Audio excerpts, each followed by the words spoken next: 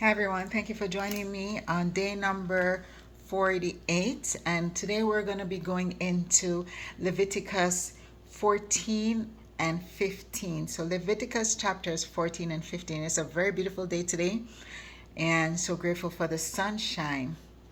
So in chapter 14 from the NLT version, we see there is a focus on cleansing from skin diseases.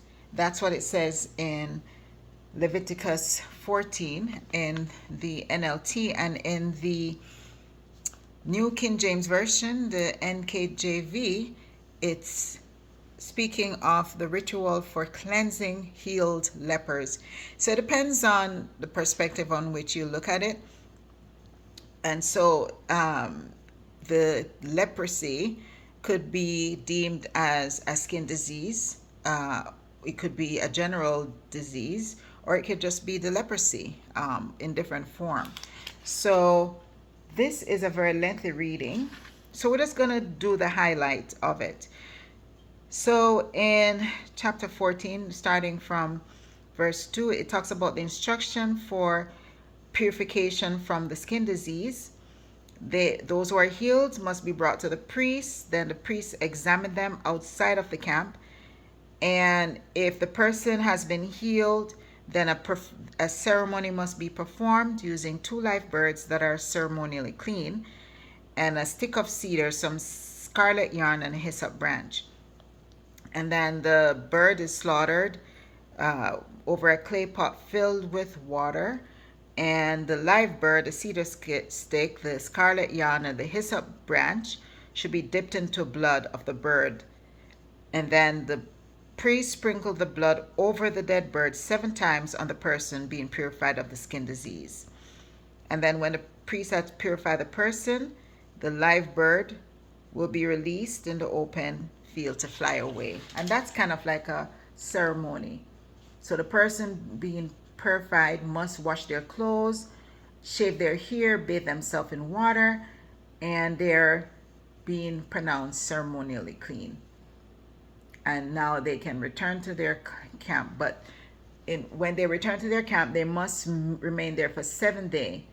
And then on the 7th day, they shave their hair again, their beards, even the eyebrows. And then once they do that, they wash their clothes and bathe themselves in water, and then they'll be ceremonially clean. But the 8th day, they must be purified again. They must have 2 male lambs, 1-year-old female lamb, and all of those must not have any defect. And they should offer a grain offering. And the grain offering, we talked about that in the previous chapters. And once they do that, the priest will take the male lambs, the olive oil, present them as a guilt offering, lifting them up as a special offering before the Lord. And once they do that ceremony, a sin offering and a burnt offering must be also done. And the sin offering, the guilt offering, must be a holy offering. And the blood of the guilt offering must be applied to the lobe of the right ear and the thumb of the right hand and the big toe of the right foot of the person being purified. And the priest will pour the olive oil on his left hand and dip his right finger into the oil in his palm, sprinkle some of it with his finger 7 times before the Lord, and then apply some of the oil in his palm over the blood from the guilt offering that is on the lobe of the right ear, the thumb of the right hand, and the big toe of the right foot of the person being purified. So a purification ceremony must be in process. And once everything is complete, the person who was healed will be considered ceremonially healed. And there is some provision for persons who are too poor, can't afford the male lamb, so they can use the grain offering instead, and they can also include 2 turtle doves and 2 young pigeons, and this is based on whatever the person can afford, and the same ritual must be applied. So everything must be done exactly how it's being presented here. In verse 33, it talks about the treatment of the contaminated houses. So if a house has mildew, the priest has to go in and inspect the house. And you notice the priest was very instrumental in helping the people, and they had to go into areas and touch those who are supposed to be unclean, and even for them to inspect the homes that are filled with mildew. That's a tremendous job. And so they find the condition of the houses, whether the mildew exists or not, and the house must be quarantined for 7 days. And then they have to ensure that the mildew doesn't spread throughout the house. And if it does, then the stones of the areas where the mildew is located must be removed. And so the material must be taken to a designated area where it can be ceremonially inspected. And once that's done, the house must be scraped thoroughly, and the areas that are mildew must be dumped outside of the town. And obviously new stones must be brought in to replace the old stone, and then the walls must be replastered. And of course, you know that sometimes when you do these renovations, sometimes because how deep the mildew could have been, the house would definitely need to be torn down, and everything must be replaced to ensure that it is ceremonially clean. And even when the house is remodeled, it must be inspected again to ensure that the mildew has clearly been gone. And of course, a ceremony has to be done to purify the house. They must take, similar to the rituals for the leprosy, once you're being told that you're clean, 2 birds, a stick of cedar, some scarlet yarn, and a hyssop branch. And the birds must be slaughtered over a clay pot filled with water. And then the stick, the hyssop branch, the yarn, and the live bird must be dipped in the blood of a bird that was slaughtered. And then the priest must purify the house exactly in the way it's being instructed. And then the live bird must be released outside of the town. Then the house will be considered ceremonially clean. And the procedure will determine whether a person or object is ceremonially clean whether it's on the clothing, the skin, or the home. So all these different procedures are required. And it doesn't mean that this is guaranteeing that the illness or the issues with regards to the lack of purification or the blemish or the whatever it is that's causing the issue, whether it's the person's skin, whether it's the clothing, it doesn't mean that it won't reoccur, the issues that originated there. It's just that they need to have a ceremony for everything, you would say that that's an announcement to everyone so they know that now everything is fine.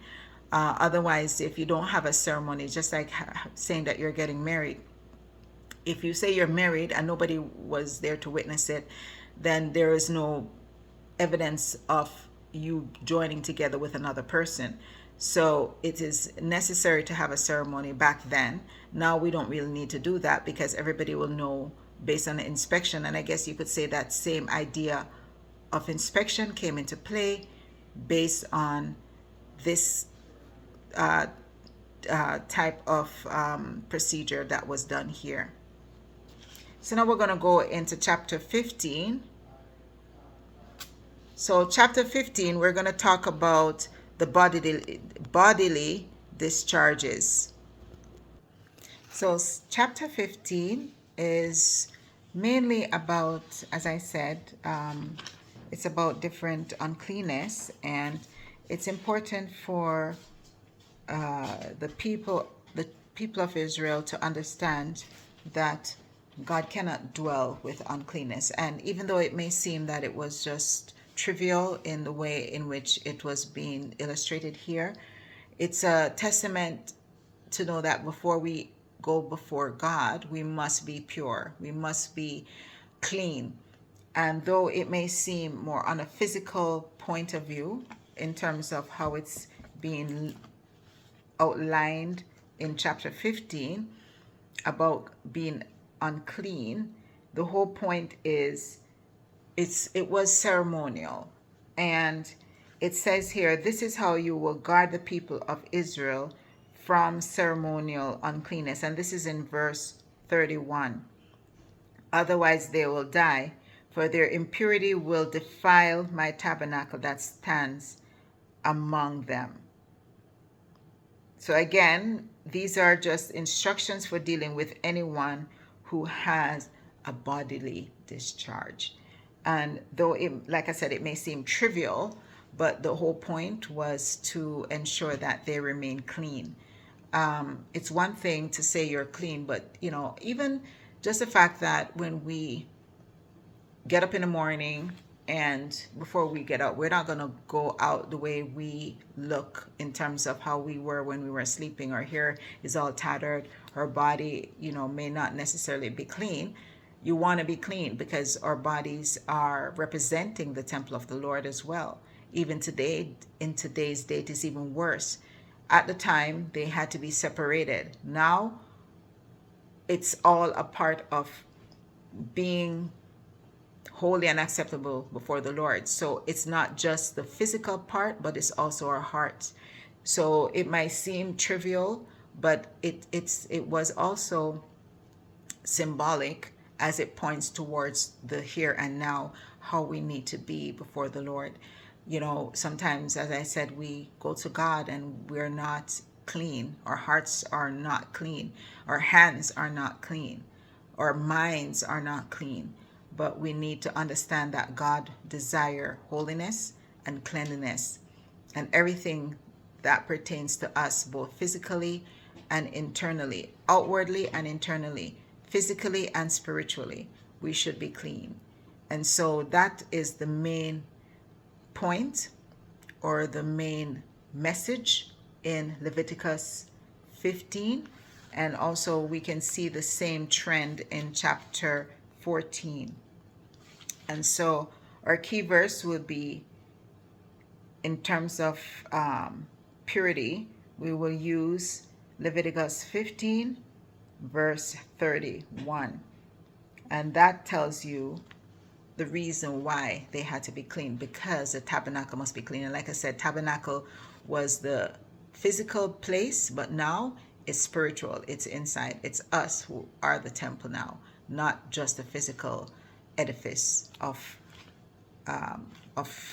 God having that close relationship or that interaction with us. So let's pray. Dear Lord, I thank you for your divine intervention. Thank you for allowing us the privilege of reading your word and understanding what it means to be clean and how you want us to approach you. And we acknowledge the different rules and laws, even though they were ceremonial, but they were intricately placed to remind us how we need to conduct ourselves, both in the physical realm and the spiritual realm. And I'm grateful that there's always a connection there, because whatever happens in the physical does affect the spiritual. If we are not clean physically, then it affects our spiritual walk. And so it's important for us to remain clean. And just the same way we would clean our bodies and make sure that we're good enough to be among others in a common area within society, the same way we should pay attention to the spiritual part of us where we need to maintain our hearts and our mind and all the internal parts of us. Everything must be clean. So, Lord, I pray that that will be the order of the day and that we will understand what you're expecting from us, and we will guard our hearts, minds, and our physical realm just the same. Lord, I pray that you will help us. And we know that sometimes we fall short, but I pray that we'll pick ourselves up again. You'll wash us, cleanse us, and keep us abiding in you as we tell you thanks. Amen. Have a wonderful day.